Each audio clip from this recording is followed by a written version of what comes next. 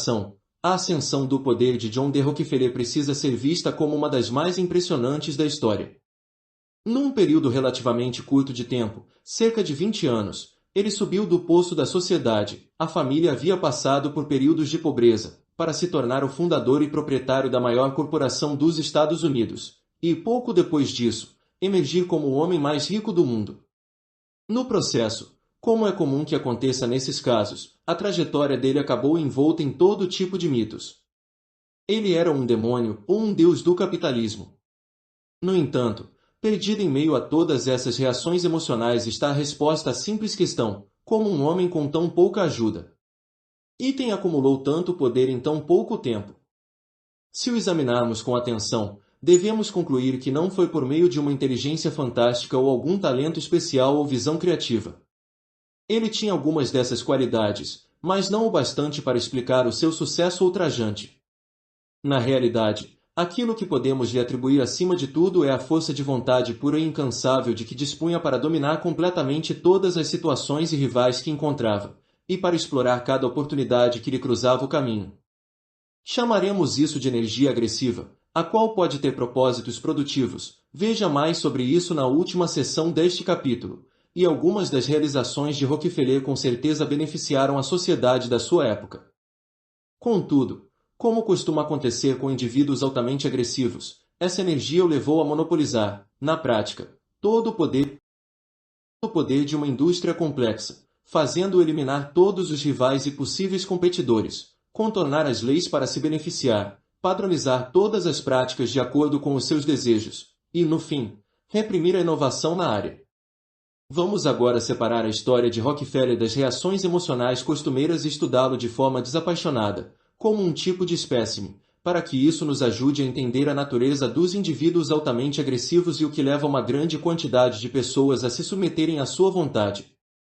Dessa forma, aprenderemos também algumas lições valiosas a respeito da natureza humana e de como devemos começar a reagir contra aqueles que trabalham de forma contínua para monopolizar o poder, muitas vezes em detrimento do resto de nós. Rockefeller cresceu em circunstâncias peculiares.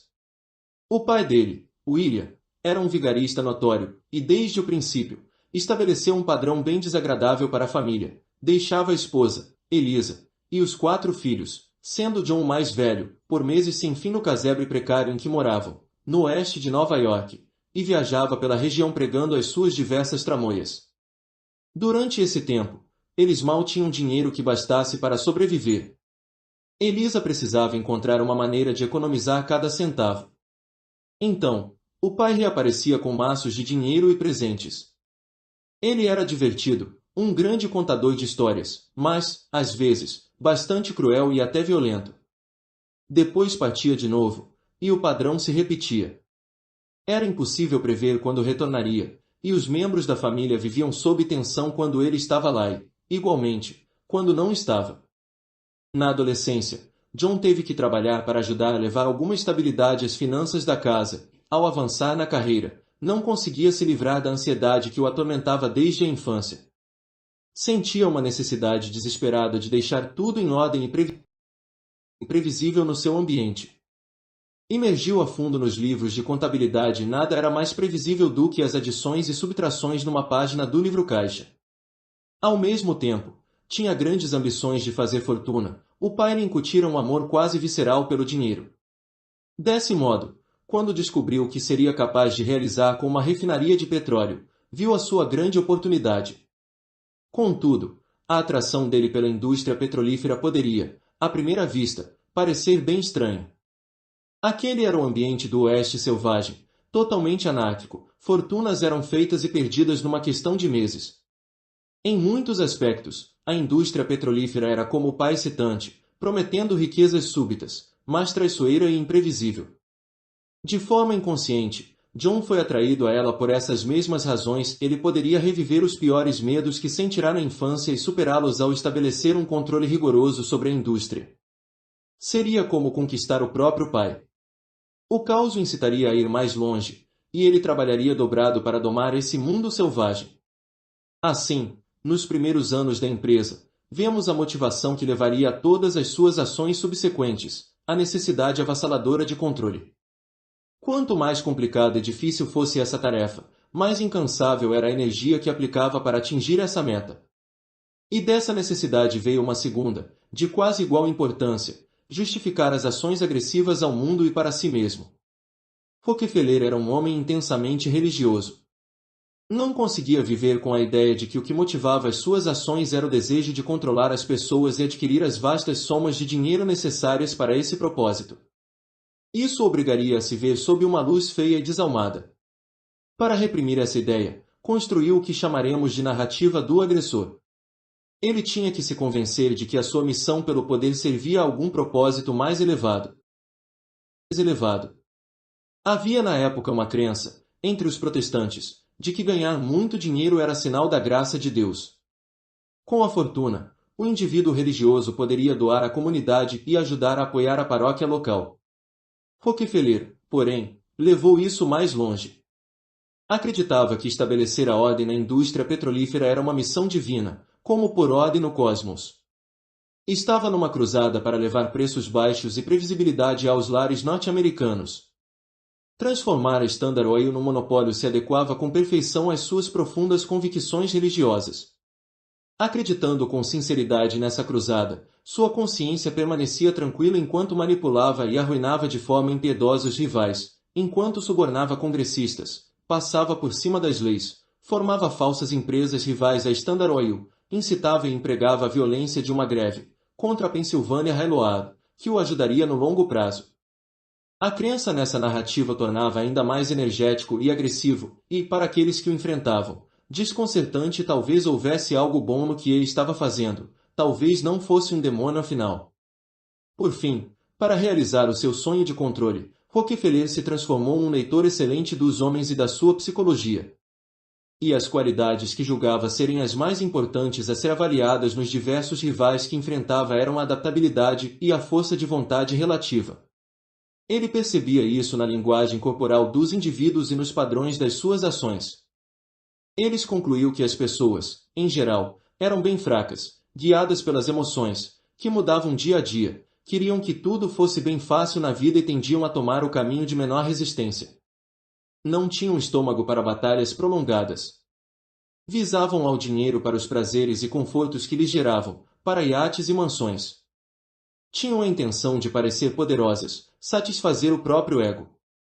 Era só deixá-las com medo ou confusas ou frustradas, ou lhes oferecer uma saída, e elas se rendiam à determinação superior de Rockefeller. Caso se zangassem, melhor ainda. A raiva se consumia rápido, e Rockefeller sempre visava ao longo prazo. Veja como manipulou cada um dos antagonistas em seu caminho. Com Clark, ele lhe alimentou com cuidado a arrogância e o deixou propositadamente irritado, a fim de que este concordasse rápido com o leilão apenas para se livrar de Rockefeller, sem pensar muito nas consequências. O coronel Payne era um homem vaidoso e ganancioso. Era só lhe dar bastante dinheiro e um bom título, e ele ficaria satisfeito e entregaria a Rockefeller a sua refinaria. Para os outros proprietários de refinarias, incutiu temores sobre o futuro incerto, utilizando a SIC como um conveniente bicho-papão. Fez que se sentissem isolados e fracos, e semeou o pânico. Sim, as refinarias dele eram mais lucrativas, como revelavam os livros caixas, mas os outros proprietários não consideraram que o próprio Rockefeller era tão vulnerável quanto eles aos altos e baixos do negócio.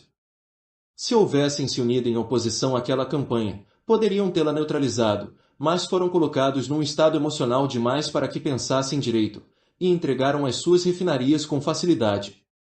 No caso de Scott, Rockefeller o via como um homem beligerante, enfurecido pela ameaça da Standard Oil à sua posição proeminente nos negócios. Rockefeller entrou com prazer na guerra contra Scott e se preparou para ela acumulando vastas quantias de dinheiro. Simplesmente faria os seus recursos durarem mais do que os de Scott. E quanto mais este se enfurecesse com suas táticas não ortodoxas, mais imprudente e impulsivo se tornava, chegando ao ponto de tentar esmagar a greve dos ferroviários, o que só deixou a sua posição mais fraca. Quanto a Benson, Rockefeller reconheceu o tipo o homem apaixonado pelo próprio brilhantismo e ávido para obter atenção como o primeiro a derrotar a Standard Oil.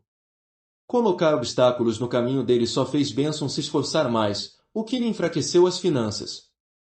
Seria simples comprar a empresa dele no final, quando estivesse cansado da pressão implacável de Rockefeller.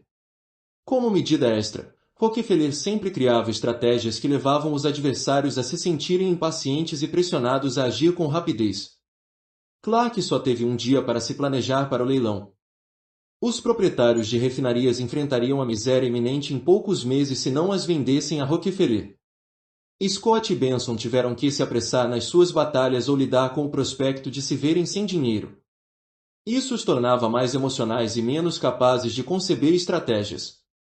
Entenda, Rockefeller representa um tipo de indivíduo que é bem provável que você encontre na sua área, ao qual nós chamaremos de agressor sofisticado, em contraste com o agressor primitivo.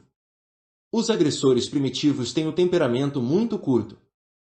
Se alguém lhes provoca sentimentos de inferioridade ou fraqueza, eles explodem. Não têm nenhum autocontrole, portanto tendem a não avançar muito na vida, pois é inevitável que intimidem e magoem muitas pessoas. Os agressores sofisticados são muito mais traiçoeiros. Ascendem a posições no topo e conseguem permanecer lá porque sabem como disfarçar as suas manobras, apresentar uma fachada que distrai e jogar com as emoções dos demais.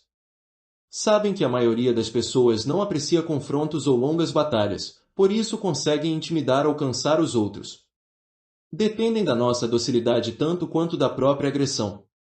Os agressores sofisticados que você encontrar não precisam ser tão espetacularmente bem-sucedidos como um Rockefeller. Talvez seja o seu chefe, o seu rival ou até um colega ardiloso tentando subir na vida. Você os reconhecerá por um único sinal: eles chegam ao seu destino primariamente graças à sua energia agressiva, não por meio de talentos especiais. Valorizam mais o acúmulo de poder do que a qualidade do trabalho. Fazem o que for necessário para assegurar a posição deles e esmagar qualquer tipo de competição e desafio. Não gostam de compartilhar o poder. Ao lidar com esse tipo, você tenderá a sentir raiva ou medo, aumentando a presença deles e caindo nesse jogo. Você se sentirá obcecado com o seu caráter maligno e deixará de prestar atenção ao que eles estão tramando de verdade. Aquilo a que muitas vezes acaba se rendendo é a aparência ou ilusão de força que eles projetam, a reputação agressiva. A maneira de lidar com eles é baixar a temperatura emocional.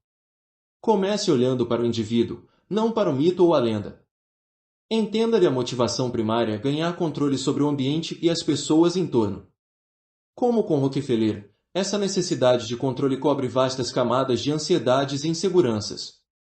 Você precisa ver no interior dele a criança assustada, aterrorizada por qualquer coisa que seja imprevisível. Dessa maneira, enxergará suas dimensões verdadeiras, diminuindo-lhe a habilidade de intimidá-lo. Ele quer controlar os seus pensamentos e reações.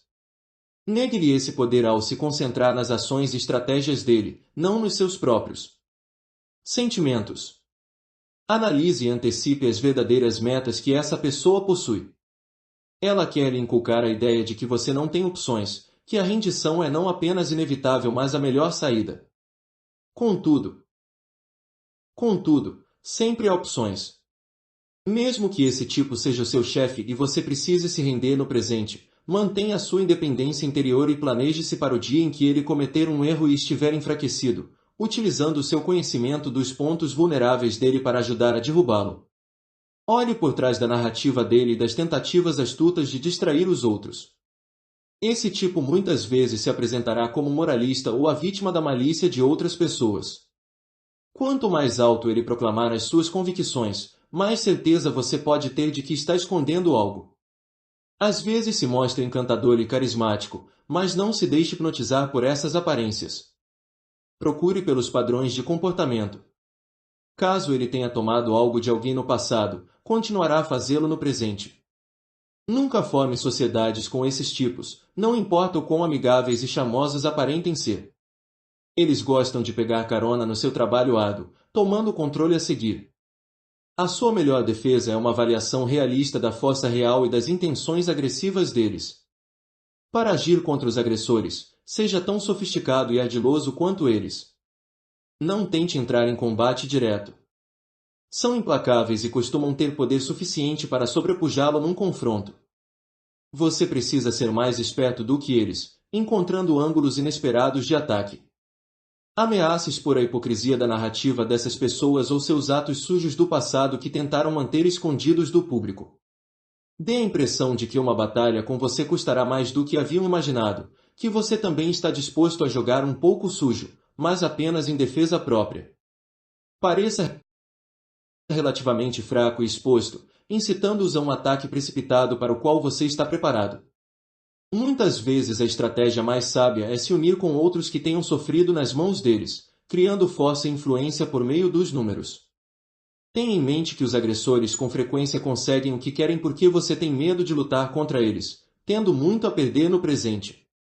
Entretanto, calcule, em vez disso, o que tem a perder no longo prazo cada vez menos opções para obter poder e expandir na sua própria área, uma vez que eles assumam uma posição dominante, a sua própria dignidade e senso de autoestima ao decidir não se defender. Renda-se, e a docilidade pode se tornar um hábito com consequências devastadoras para o seu bem-estar. Utilize a existência dos agressores como um encorajamento para o seu próprio espírito de combate e para construir a sua própria confiança. Defender-se dos agressores e ser mais esperto do que eles é uma das experiências mais satisfatórias e enobrecedoras que os seres humanos podem vivenciar.